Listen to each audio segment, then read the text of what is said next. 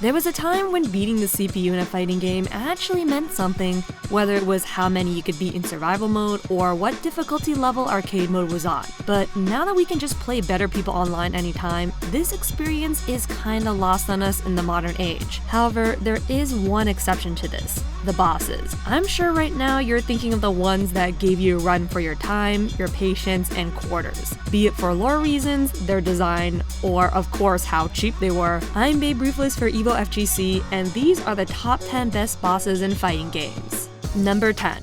The General, Kaiser Knuckle. Let's start the list with the most difficult and cheesy boss, the General from Kaiser Knuckle.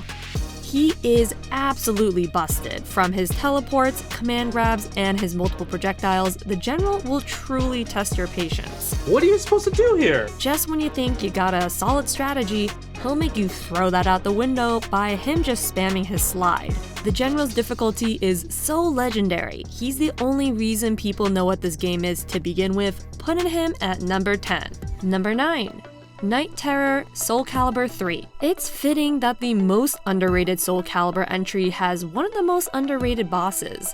Night Terror is a super buffed version of Nightmare, and I'll admit for years, I didn't even know this guy was in the game. I always thought the final boss was just Abyss. This unplayable boss is easily missed, since to get to him, you have to choose very specific branching paths in your story mode run on top of not losing a single match, and Night Terror truly lives up to his name. Before the fight even starts, he sucker blasts you in a cutscene and you have to dodge via a QuickTime event. After the fight starts, you realize he hits like a truck and moves way faster than you think, judging from his size. The arena works against you as well because it's so small and easy to get knocked off. And what if you manage to push this beast out of the arena? Well, ringouts don't apply to him since he just flies back on. His character design is also brilliant, where it seems Soul Edge has fully consumed Nightmare in fire and armored flesh, making Night Terror the embodiment of the legendary sword itself, and a more fitting boss than the likes of Inferno. Number 8. Omega Dead or Alive 3. In its third entry, the Dead or Alive series did something truly unique for their final boss Omega, also known as Genra. What makes this fight so special is that when it begins, the camera is angled behind your character's back, which is very unusual in the genre. Moreover, you have a visual blurring effect layered on top, and Omega himself wielding legally distinct dual sabers, all of these factors culminating in the sickest boss battle in the DOA series. When the fight begins, Omega starts throwing different types of projectiles, and some may seem impossible to avoid until you realize you can actually interact with the stage to get closer to him. The debris scattered around can be used for protection, with your character alternating between running towards him and sidestepping into cover to close the gap. When you do manage to actually hit him, the blurring effect goes away for a brief moment, showing that it's Omega himself who is creating this visual distortion to defeat you. After knocking him down, a shockwave pushes you back, forcing you to repeat the process again, but this time without the debris, which amps up the difficulty. This fight is truly only something that could be done in a 3D fighter, and I love that it forces the player to come up with creative solutions to the problem versus just spamming the best move all the time. Number 7. Master Core Super Smash Bros. For the Wii U. Smash has its share of iconic final bosses, but this one combines elements of all of them up to this point. To even get to Master Core, you have to play on the hardest difficulty, 9.0, in Classic mode. This is a multi-part battle where it starts off on what is normally the last boss being Master Hand and Crazy Hand. Master Core then erupts from the last hand you beat into its first form depending on the difficulty. His forms range from a giant shadow of a man, a ravenous beast, multiple swords, my least favorite, and even your own character. After besting these forms, you have to enter the Master Fortress. Forcing you to play a level of a platformer as a boss is a really clever twist. Avoiding enemies and hazards is critical since one false move can end your whole run. Once you hit the final weak spot, Master Core itself will be revealed, which is curiously the Smash logo.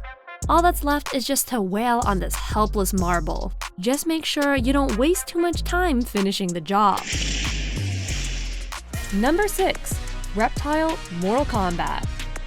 Mortal Kombat has had a slew of memorable bosses, from four-armed monsters to homunculin tyrants to a dude on fire who reset the lore. Comparing them to someone who's usually seen as a jobber may seem silly, but hear me out. In the classic Mortal Kombat 1, there was a very hard-to-reach secret boss fight with Reptile. Part of the reason why it was so difficult to uncover was because this was the age before data mining and the internet and having secrets spill on the first day of release. How this worked was, sometimes in a typical arcade run, you'd get little hints to this mysterious figure and how to find him once you had a certain figure's shadow appear on the face of the moon and achieved a double flawless on the pit stage without blocking. In terms of actually fighting Reptile, he's no joke here either.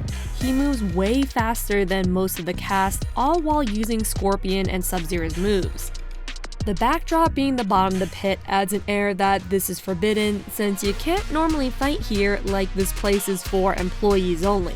Reptile's secret inclusion was added at the 11th hour by Ed Boon, so not even some of the other designers knew this was a thing. Nothing like this would ever fly nowadays, so this secret was truly reminiscent of its era. Other fighters followed suit shortly after, creating their own secret boss fights in their own games, but it was the green dude who kicked it all off. Number 5. M. Bison, Street Fighter Alpha 3.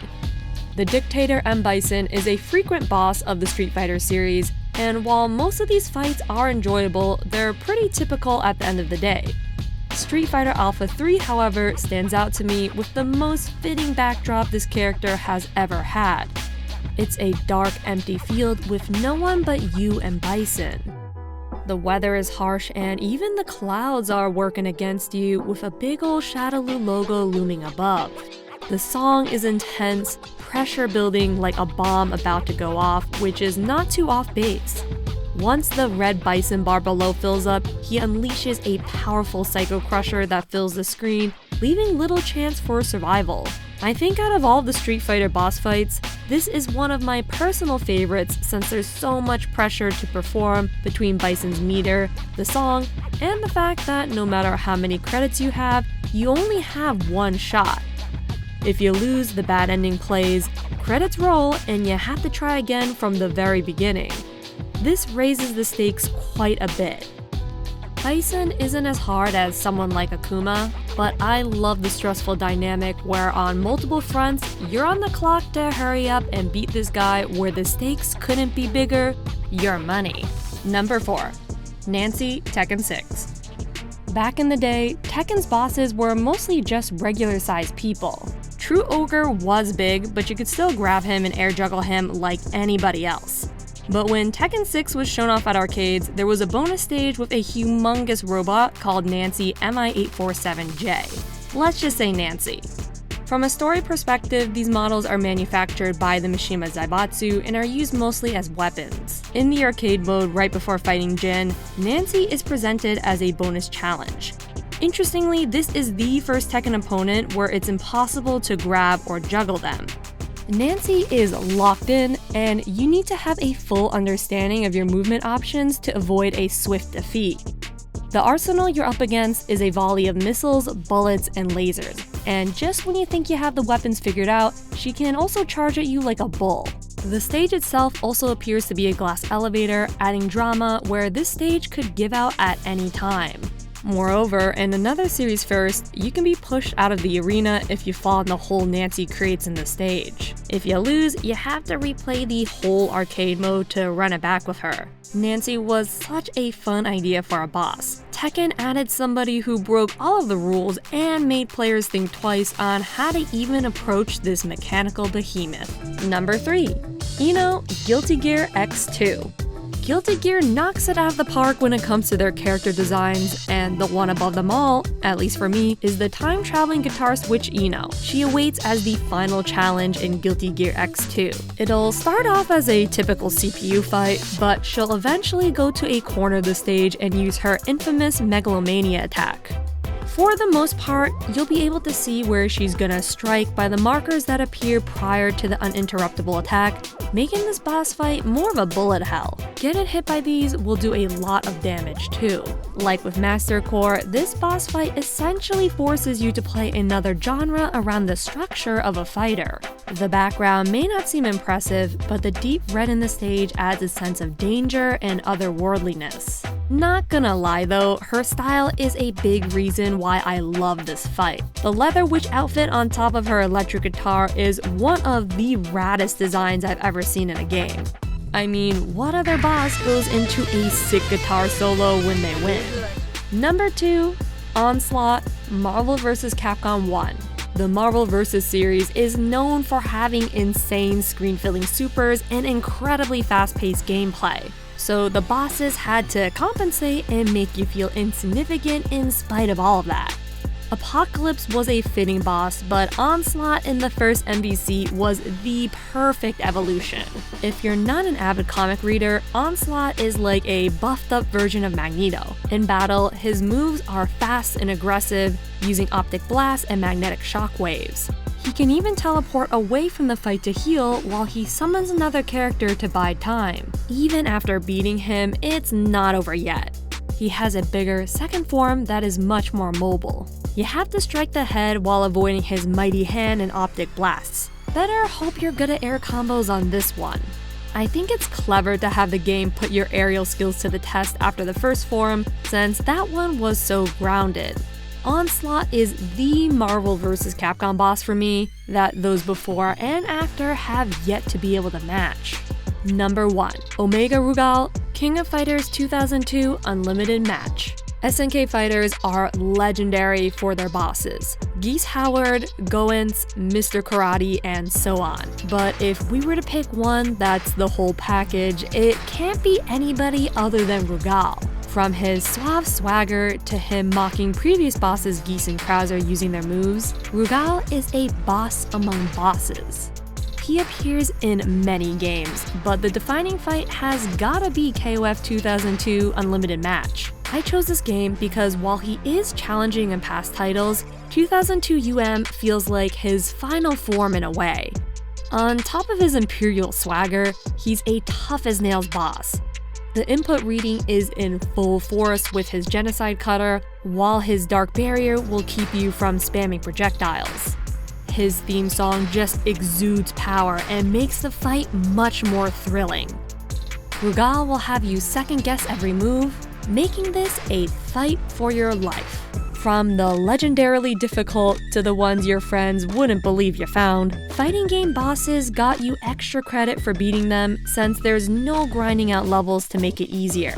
It's just you versus the house, and the house, well, it always wins.